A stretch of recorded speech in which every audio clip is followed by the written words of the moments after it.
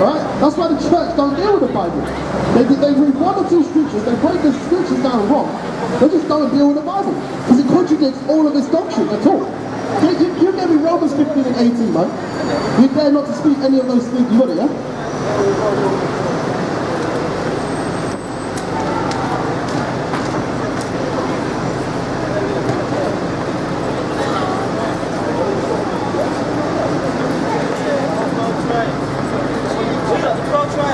Yeah, it's Israelites. Shalom. Romans 15 and 18. We dare not to speak any of those things that Christ has not wrought by us to make the Gentiles obedient by word or deed, which means we're not going to sugarcoat this doctrine. Go on. This is the book of Romans chapter 15 verse 18.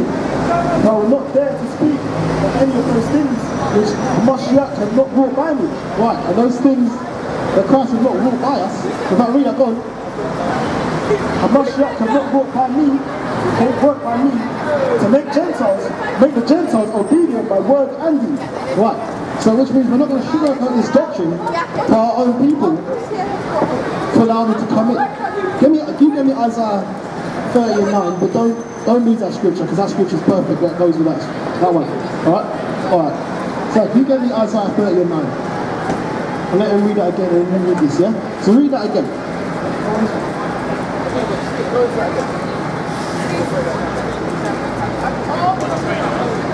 This is Romans chapter 15 verse 18. I will dare not to speak. I will not dare to speak of any of those things which Mashiach have not brought by me, to make the Gentiles obedient by word and deed. Right, we're not going to sugarcoat this doctrine to make the Israelites, the unknown ones, obedient by word or deed. Because this is the straight gate according to the Bible. This is the way to salvation. Read it. Finish that scripture. It says that where is it? Narrow is the gate. God. This is Matthew 7 and 14. And it says, because straight is the gate and narrow is the way, which leadeth unto life. Right. Straight is the gate and narrow is the way which leadeth unto life. Go on. And few there be that find it.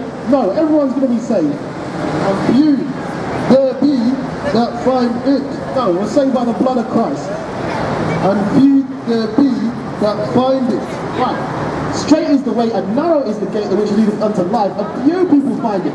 So why is it that the church is teaching that everyone can be saved? That's contrary to the Bible. Okay? Which shows the churches are going off. Okay? They've got nothing to do with the Bible. They've got nothing to do with the Bible at all. Okay?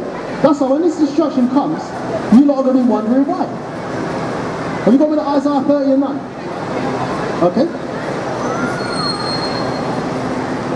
This is Ecclesiastes, Sirach chapter 16 and 25. I will show forth doctrine in weight and declare his knowledge exactly. Right, I shall show forth doctrine in weight. Alright? And declare his knowledge exactly, which means we're not going to depart from this doctrine, nor are we going to, put our own little twist on it. Okay? Like what the churches do. Like everyone can be saved. God so loved the world. The heathen nations can be grafted in. You can eat what you like. You can behave how you like. Alright? A woman can have as many men as she likes. You can win it. You can be a homosexual and somehow Jesus still loves you.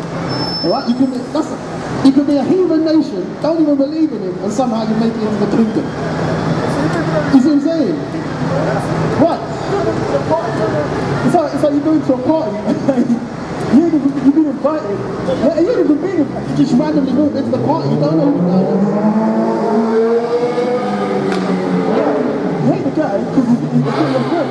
So you go to the party anyway, just because it will benefit you. But you don't know the guy, you're just there. The person's birthday is just there. Yeah, but you're not even negotiating with the guy, you're not even talking to him, you're just in the party drinking the drink. Okay? And lavishing off the trinkets that have been given to you. Okay? Right. That's the foolishness that the church teaches us. God, this is Isaiah 30 and 9. And it says that this is a rebellious people, lying children.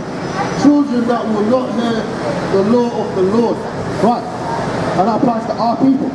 Rebellious children, lying and children that will not hear the law of their God. Okay? Because if that was the case, this whole street would be blocked up with Negroes, Hispanics, Native Americans and West Africans. Okay? But you know the church is going to be teamed with it, it's pushing out lights. Go on. which say to the seers, see not. Right, the seers and the prophets. Okay, because we're not out here for fun. We're not out here to persuade you. We're out here to warn you of what's going to happen. And when you don't take that warning, that blood is upon your head. In fact, give me that, the watchman of Ezekiel. Okay? Because I'm down trying to get put to death for none of these 2/3 out here, man. Okay? Go on. See not, and to the prophets prophesy not unto us right things. Right, so our own people, 2/3 of our own people say unto the seers, see not, prophesy not unto us right things, alright? Right, oh, don't, why are you prophesying of destruction and this and that? Go on. Speak unto us smooth things, prophesy deceit. Right, and that's what you don't want to hear. Speak unto us smooth things, prophesy deceits. And that's not going to be happening around here. Okay, go on. Get you out of the way, Right, get you out of the way, go on. turn aside out of the path, because the Holy One of Israel to cease from before us. Right, turn you out of the path, cause the Holy One of Israel to cease from us. Now they're not going to come out and say, oh, I hate God, but they're going to do it through their actions. Okay? Through their behavior, through their actions and the way they behave, to show that they don't respect their Creator. Okay? They have no reverence. What's that scripture? It says what? With their mouth they do honour me, but their heart is far from me. Okay? Because they do after their own will. What's that? The Alistair Crowley doctrine, do as thou wilt. Okay? That's what they push in the church. Alright? So yeah, subliminally, that's what they push. And these people gulp it down, man. Well, that's why they got like, what is it, like youth centre or whatever in the church. Okay? It's just entertainment. Church basically is an adult youth center. Okay? People just go there to look good, show off whatever they got, yeah, and to basically just congregate. To gossip and to socialise, that's what it is. That's what church is. Alright? Yeah. I was at my cousin's house, yeah, just a quick testimony. I was at my cousin's house, he was talking about the same topic, and that's what he came out with, and it was perfectly correct. Okay, that's basically what it is. Because he was talking about the previous church that he went to, yeah, when he was growing up, and that's basically what was going on. Now we're adults, now we can actually see what it was for. Right, but most of our people are, what is it, forced into that church at a young age. And they're afraid to question it, okay? You see what I'm saying? Because they have get me Romans 10:3 and get me Romans 11:7. They have a zeal of the Most High, but not according to knowledge. That's why our people are in the church, because yeah, they have a zeal for their God. Alright? But he's diverted their path for now. Because they don't, even if he did come to them, they won't want to hear it, because they're stiff-necked. Alright? How can you want the truth, but then not want it? That's like when a woman says, why are you honest? How do I look in this whatever? I've got anything in my face. You don't say nothing, because if you tell her, she'll be cussing and cursing. You just leave her to it. You see what I'm saying? Go on. And you get the watching verse. This is Ezekiel chapter 3 and 17. Son of man, I have made thee a watchman unto the house of Israel. No, unto the whole world. Therefore hear unto the house of Israel, therefore hear the word out my mouth, give them warning from me. Right. Yahweh's not going to come down off his throne, alright, onto this little dirt ball which he created and speak to you one-on-one. It doesn't happen. Okay? There's order. Okay? He sends his men out there, his servants, and he puts his words in us, and he gives you his word. That's why when you lot were chiding with Moses in the wilderness, Moses said, why do you tempt the Lord? Because you're not coming against Moses. You're not coming against us. We're just vessels out here. Okay? We're coming against the Most High. He uses us accordingly. Go on. No, don't lose that scripture. Finish it. Give them warning from me. When I say unto the wicked, thou shalt surely die. Right, give them warning from me. That's what we're out here to do. We're out here to give warning. We're not out here to persuade or to soothe your feelings. Give me Isaiah 58:1. We're not out here to persuade you or to make you feel comfortable, okay? Because the Bible says, give me Proverbs, that scripture, give me Proverbs chapter 1. This is a book of dark sayings, okay? This is not a fairy tale book, okay? Salvation has not come yet. We've got it? This is a book of dark sayings. This is a very serious book, right? The prophecies can't be debunked. That's why it's hated so much. Because when you Negro, Hispanic, Native Americans and Africans find out that you're the lost sheep of the house of Israel, It's go time. These heathen nations are finished around about you, man. That's why they keep trying to be your friend. Because they don't want you to find out who you are according to the Bible. Alright, go on.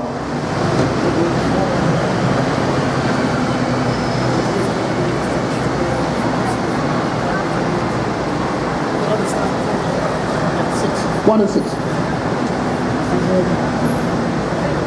Proverbs chapter 1 and 6. To understand a proverb and an interpretation, the words of the wise and their dark sayings. Right, to understand the proverb and the words of the wise and their dark sayings. Alright? And that's what the Bible is. It's a book of proverbs and dark sayings. It's a very serious book. Okay? Go on. To fear, Also, what's your nationality? What's your nationality? I can't guess, bro. So where are you from?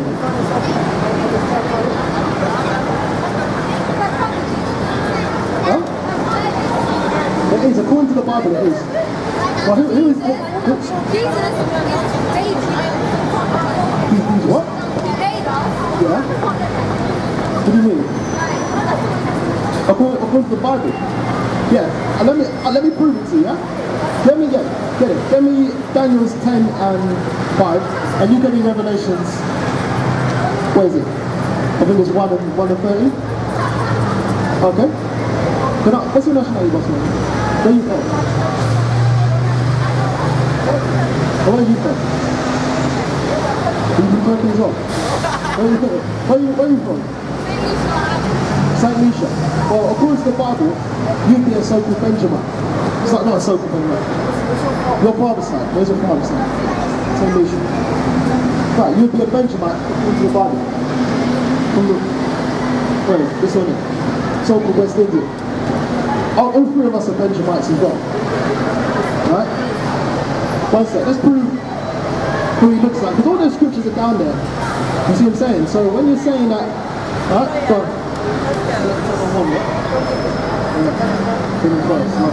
This is Daniel 10 and 5.